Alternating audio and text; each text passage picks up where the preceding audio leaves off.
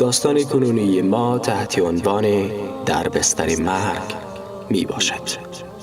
داستان را با هم می شنویم. برایم نوشته بود. حتی یک روزم بدون گریه نمی گذرد. هر روز بارها به فکر خودکشی می افتم. دیگر زندگیم برایم هیچ اهمیتی ندارد.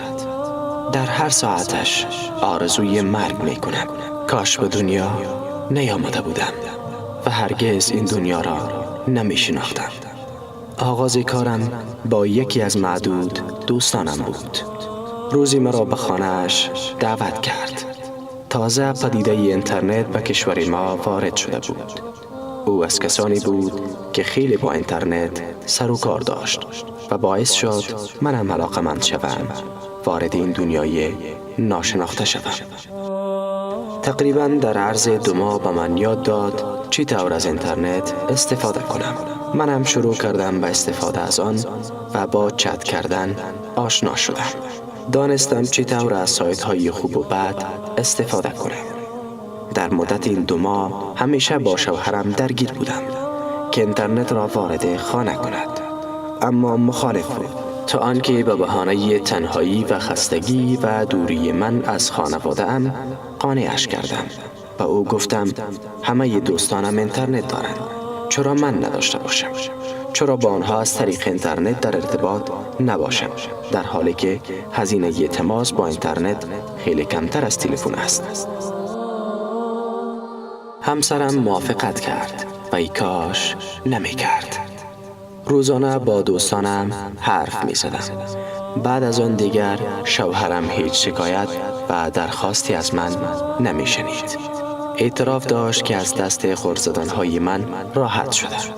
هر بار که از خانه بیرون می رفت من مثل دیوانه به کامپیوترم می چسبیدم و ساعتهای طولانی را سپری می کردم.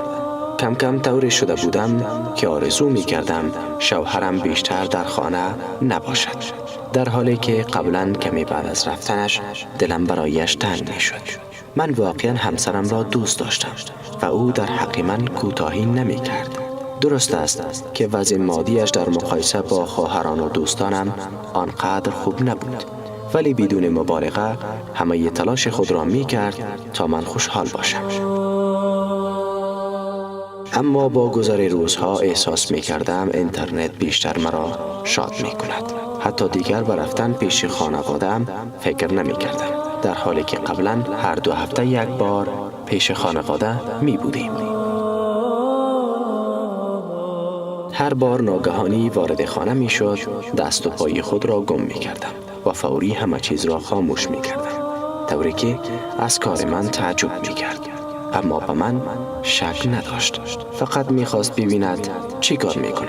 شاید فقط یک کنجکاوی ساده بود، یا شاید هم غیرتی شده بود، چون یک بار نتوانستم گفتگوی صوتیم با یکی از دوستانم را از او پنهان کنم. به من گفت اینترنت عرصه گسترده‌ای است برای شناخت و کسب معرفت، نه برای هدر دادن وقت.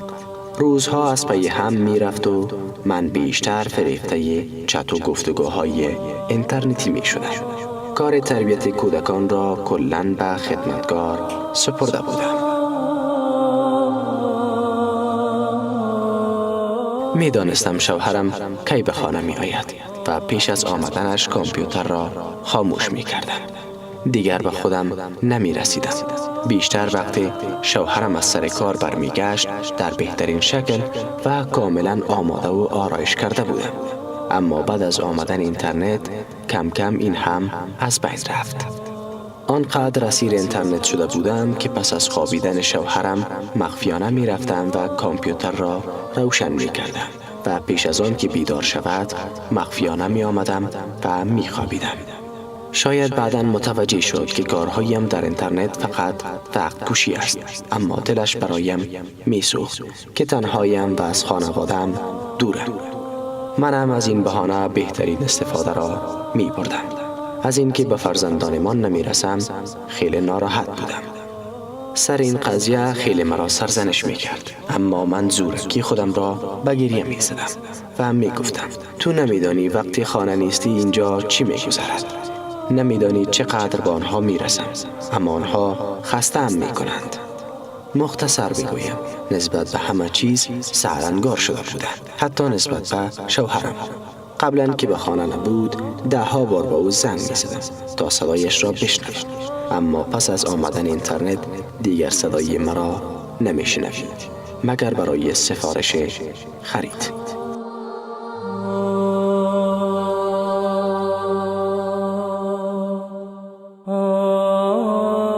کم کم شوهرم نسبت به اینترنت احساس بدی پیدا کرد. 6 ماه به همین صورت گذشت. با نام‌های مستعار رابطه پیدا کرده بودم که نمی‌دانستم مردند و یا هم زن. هر روز با کسانی که در چت با من حرف می‌زدند ساعت‌ها گفتگو می‌کردم، حتی اگر می‌دانستم طرف مقابلم مرد است. اما در میان همه آنها به حرف زدن با یک نفر بیشتر علاقه داشتم. از طرز حرف زدنش، از شوخی‌هایش و فکاهیاتش که می‌گفت خوشم می‌آمد. آدم باحالی بود. هرچی بیشتر می‌گذشت رابطه ما هم بیشتر می‌شد. این رابطه تقریباً طی 3 ماه شکل گرفته بود. همیشه مرا غرق حرف‌های شیرین و سخنان عاشقانه‌اش می‌کرد. شاید هم سخنانش آنقدر زیبا نبود، اما شیطان آن را اینقدر برایم زیبا جلوه می‌داد. اوایل فقط از طریق چت متنی با هم ارتباط داشتیم. یک روز از من درخواست کرد صدایم را بشنود، اما نپذیرفتم. اصرار کرد، تهدیدم کرد که ترکم کند و دیگر در چت و ایمیل با من حرف نزند. بالاخره قبول کردم، به شرط این که فقط همان یک بار باشد. از یک برنامه گفتگوی صوتی استفاده کردیم. هرچند کیفیت صدا خیلی خوب نبود، اما صدایش بسیار زیبا بود و سخنش شیرین. و من گفت صدایت از طریق اینترنت خیلی واضح نیست، شماره تلفنت را به من بده. قبول نکردم. از جرأتش تعجب کردم. تا مدت جرأت نکردم با او چت صوتی کنم. بالله قسم می‌دانستم شیطان همنشین من و صدای او را برای من زیبا جلوه می‌داد و باقی مانده عفت و دین و اخلاق مرا از بین می‌برد. تا اینکه روزی رسید که تلفنی با او صحبت کردم. اینجا بود که زندگیم وارد مرحله انحراف شد. مانند یک بدن شده بودیم، طوری که در حال چت کردن با هم تلفنی هم حرف می‌زدیم. سخن را کوتاه می‌کنم. هر کی داستان مرا بخواند فکر می‌کند همسرم در حق من کوتاهی کرده یا اینکه مدت‌های طولانی در خانه حضور نداشتند. اما دقیقاً برعکس است. وقتی از سر کار برمیگشت به خاطر من و بچه‌ها خیلی کم پیش دوستانش میرفت و معمولاً به خانه برمیگشت. با گذشت روزها وقتی معتاد اینترنت شدم و روزانه بین 8 تا 12 ساعت را مقابل کامپیوتر می‌گذراندم. حتی از بودن شوهرم در خانه خوشم نمی آمد. او را سرزنش می کردم که چرا در خانه هست. تشویقش می کردم که شب هم کار کند تا از دست قرضها و قسطهای خانه و دیگر چیزها راحت شود. او هم به حرف من عمل کرد و با یکی از دوستانش کار دیگری را شروع کرد. بعد از آن بیش از پیش وقتم را کنار اینترنت می گذراندم. با وجود آن که از قبض تلفن که گاه سر بر فلک می کشید ناراحت بود، اما نتوانست جلوه مرا بگیرد. کم کم روابط من با دوست پسرم وارد مراحل جدیده می شد. بعد از آن که صدایم را بارها شنیده بود و شاید هم از آن خسته شده بود، از من می خواست با هم دیدار کنیم. اما من سعی می کردم این درخواستش را نادیده بگیرم، اما نمی خواستم رابطه‌ام را با او قطع کنم. فقط به ظاهر او را برای این درخواستش سرزنش می کردم، هرچند خودم بیشتر مشتاق دیدار او بودم. اما نپذیرفتم، شاید برای ترس. اما اصرارش روز به روز بیشتر می شد. فقط می خواست مرا ببیند. همین. درخواستش را به این شرط پذیرفتم که برای اولین و آخرین بار باشد. جای را برای دیدار تعیین کردیم و سپس در یکی از بازارها با هم دیدار کردیم، در حالی که شیطان نفر سوم ما بود. راستش با نگاه اول از او خوشم آمد، یا شاید شیطان او را در نگاه من زیبا جلوه داد. شوهرم زشت نبود، اما شیطان حرام را برای من زیبا جلوه می داد. از هم جدا شدیم. بعد از آن سعی می کرد رابطه اش را با من بیشتر کند. نمی دانست که من شوهر دارم و صاحب چند فرزند هستم. بعد از آن بارها با هم دیدار کردیم و همه چیز را درباره من دانست. کاری کرد که از شوهرم متنفر شوم و من پیشنهاد داد از شوهرم طلاق بگیرم تا با من ازدواج کند. کم کم از همسرم متنفر شدم. هر بار بی خود با او درگیر می شدم تا مرا طلاق دهد. همسرم کم کم از مشکلاتی که در خانه با وجود می آوردم خسته شد و کمتر به خانه می آمد تا آنکه آن فاجعه رخ داد.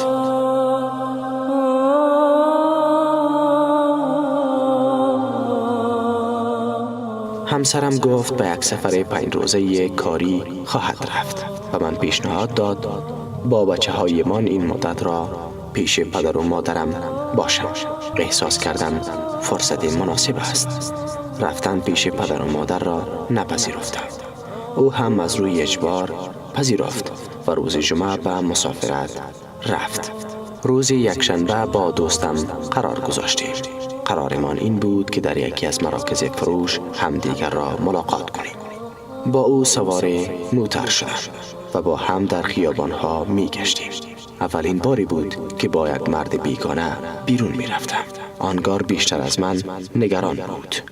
با او گفتم نمیخواهم مدت زیادی بیرون باشم. می ترسم همسرم به خانه تماس بگیرد یا مسئله دیگری پیش بیاید. گفت اگر شوهرت بفهمد شاید طلاقت دهد و راحت شوی.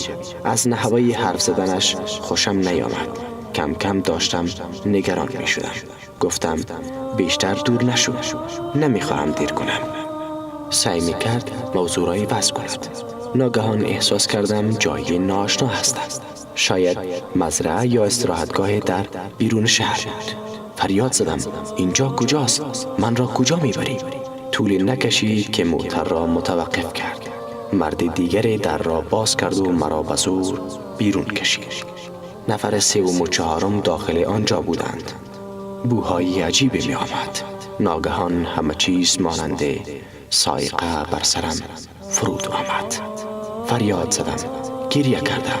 سعی کردم دلشان را برهم بیاورم.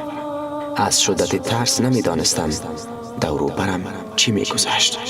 ناگهان ضربه قوی را بر صورتم احساس کردم و از شدت ترس بیهوش شدم.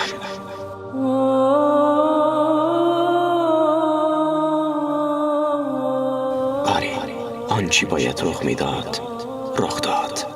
به هوش آمدم. به شدت می ترسیدم. همه بدنم می لرزید. فقط گریه می کردم. چشمانم را بستند و سوار موتر کردند. مرا نزدیک خانه از موتر بیرون انداختند. در حالی که بدنم می لرزید و پاهایم سست و بی حرکت بود، به سرعت خود را به خانه رساندم. آنقدر گریه کردم که اشک‌هایم خشک شد. خودم را داخل اتاقم زندانی کردم. نه فرزندانم را می دیدم و نه غذایی می خوردم. از خودم و از وجودم بدم می آمد. خواستم خودکشی کنم.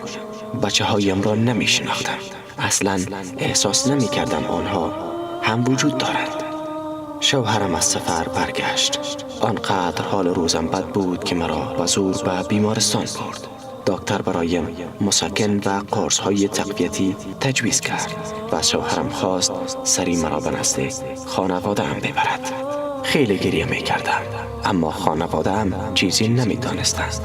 فکر می کردند مشکل بین من و همسرم پیش آمده. پدرم سعی می کرد با شوهرم به تفاهم برسد، اما به هیچ نتیجه نرسید، چون همسرم اصلا نمی دانست مشکل من چیست.